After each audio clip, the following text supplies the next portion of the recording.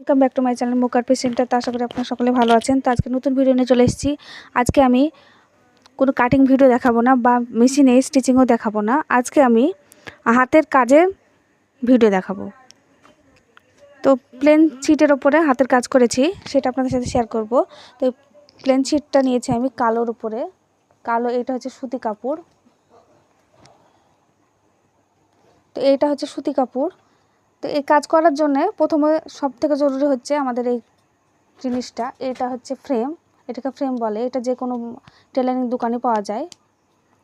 এটা ফ্রেমটা হচ্ছে কার্যকরী।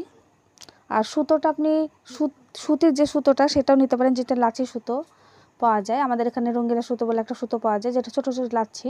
তো আমি এটা 3 প্লাই উল নিয়েছি, যে এই উলটা আমরা উলের মেশিনে সাধারণত ব্যবহার করে থাকি, এই টাইপের উলটা। তো এটা হচ্ছে হট পিঙ্ক কালার, লাল না, এটা লাইট এখন কেমন বোঝা যাচ্ছে না সেটা। তো এটা হচ্ছে হট পিঙ্ক। তো হট পিঙ্কের ওপরে সেলাইটা হবে। আর এইটা হচ্ছে কালো সুতির কাপড় নিয়েছি। তো আপনারা যে কোনো কাপড় নিতে পারেন এখানে, ভয়েল কাপড় বা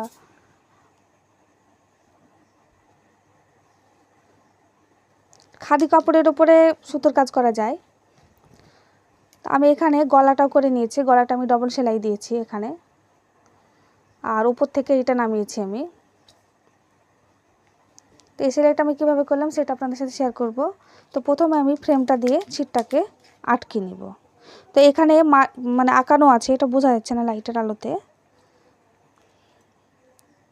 তো এই কাজগুলো সাধারণত আপনারা দিনে করবেন, যদি কেউ করেন বা করার ইচ্ছা থাকে তাহলে দিনে করবেন, রাত্রের আলোতে করবেন না, এতে চোখের খুব ক্ষতি হয়। এটা লুজ থাকলে একটু টাইট করে নেবেন। আর অবশ্যই ফ্রেমের চারিদিকে আপনারা সুতো দিয়ে বা কাপড় দিয়ে মুড়িয়ে নেবেন। অনেক সময় ছিটটা যখন টাইট হয় বা খুলতে গেলে এটা ছিঁড়ে যাওয়ার সম্ভাবনা বেশি থেকে যায় বা টান পড়ে। তার জন্যে কাপড় দিয়ে বা আমি এখানে সাধারণত উল দিয়ে জড়িয়ে নিয়েছি, উল দিয়ে বা সুতো দিয়ে যে কোনো দিয়ে জড়ানো যায়। তো প্রথমে আমি ডাল করতে করতে পুরোটাই আমি যাব, একসঙ্গেই সেলাইটা শুরু করব। তো সেলাইটা এভাবে টোপটা নেবেন ডাল করার জন্যে। তো প্রথমে আমি একটা টোপ ছেড়ে পিছন থেকে সামনের দিকে নিব, তারপরে আবার পিছনে আসব, দিয়ে আবার সামনে তুলব। এভাবে হবে পুরোটা। এখানে আমি একটা কালারই ব্যবহার করেছি, এখানে অন্য কালারও ব্যবহার করতে পারেন বা সাদা দিয়ে করতে পারেন, লাল দিয়ে করতে পারেন। কালোর উপরে লালও ভালো লাগবে, সাদাও ভালো লাগবে। তো আমি এখানে হট পিঙ্ক দিয়েছি। আর চেষ্টা করবেন সবসময় টোপগুলো যেন সমান হয়, সমান থাকলে দেখতে বেশি ভালো লাগবে। তো একদিনে কারোরই কাজের ফিনিশিংটা আসে না, আস্তে আস্তে ফিনিশিংটা আসে। আপনারা যত কাজ করবেন তত ফিনিশিংটা আসবে। এখানে দুটো ডাল চলে গেছে, তো আমি যে কোনো একটা ডালে আমি যাব।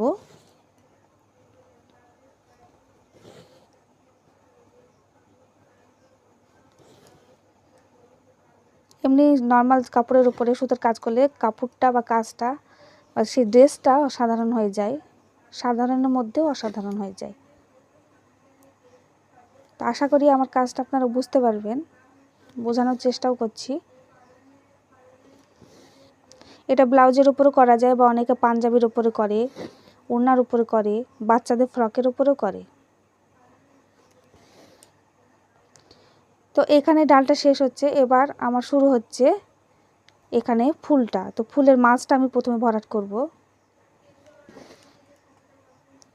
ওই একইভাবে শুধু এদিক আর এদিক করে তুলব টোপটা সমান সমান করে। আর এই সুতোটা আপনারা ছোট করে নেবেন, বড় করে নিলে পাক বেঁধে যায়, টানতে গিয়ে ছিঁড়ে যায় বা টান লাগে, তখন সেলাইটা খারাপ হয়ে যায়। মাছটা করে তারপর আমি পাপড়িতে যাব।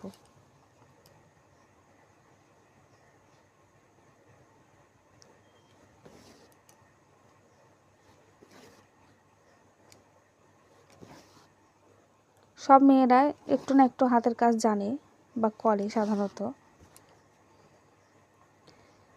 আর এগুলো এমন কোনো কঠিন কাজ না যে পারবেন না, অনেকে পারবেন। আর এই সুতো কাজের ড্রেসগুলো বাজারে অনেক দাম, তো নিজে যদি করে পরা যায় তাহলে অনেক শান্তি লাগে, এক গাদা টাকাও যায় না। কেউ যদি আঁকাতে না পারেন তাহলে যারা আঁকাতে পারে তাদেরকে দিয়ে একটু আঁকিয়ে নেবেন।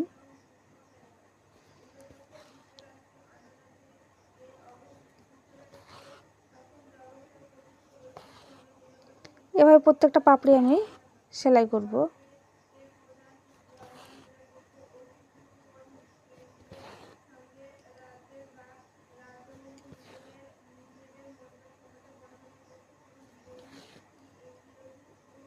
অনেকে ঘরে বসে এইসব কাজ করে ব্যবসা করছে।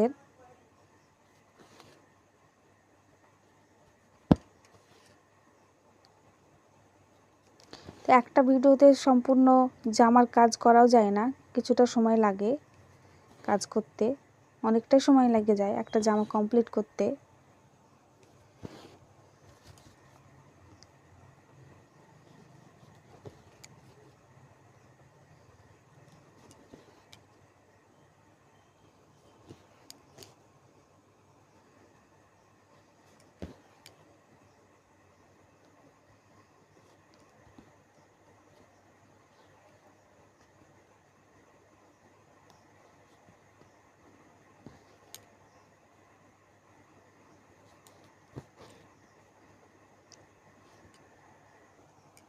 তো কথা বলতে বলতে একটা ফুল আমার কমপ্লিট হয়ে গেল।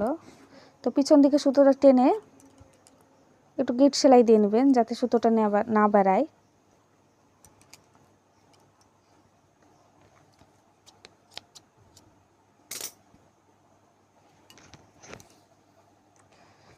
তো আমি পাতাটাও একই সুতো দিয়ে করেছি, একই কালার ব্যবহার করেছি।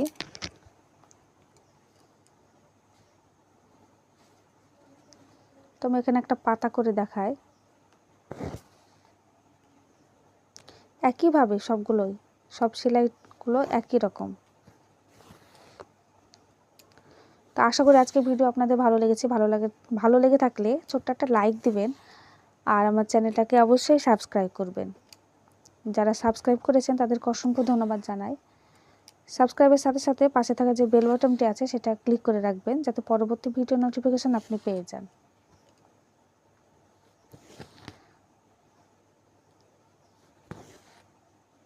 তো আজকের মতো এখানেই বিদায় নিব, পরবর্তী ভিডিও নিয়ে আবারও আপনাদের সামনে হাজির হব। সবাই সুস্থ থাকবেন, ভালো থাকবেন।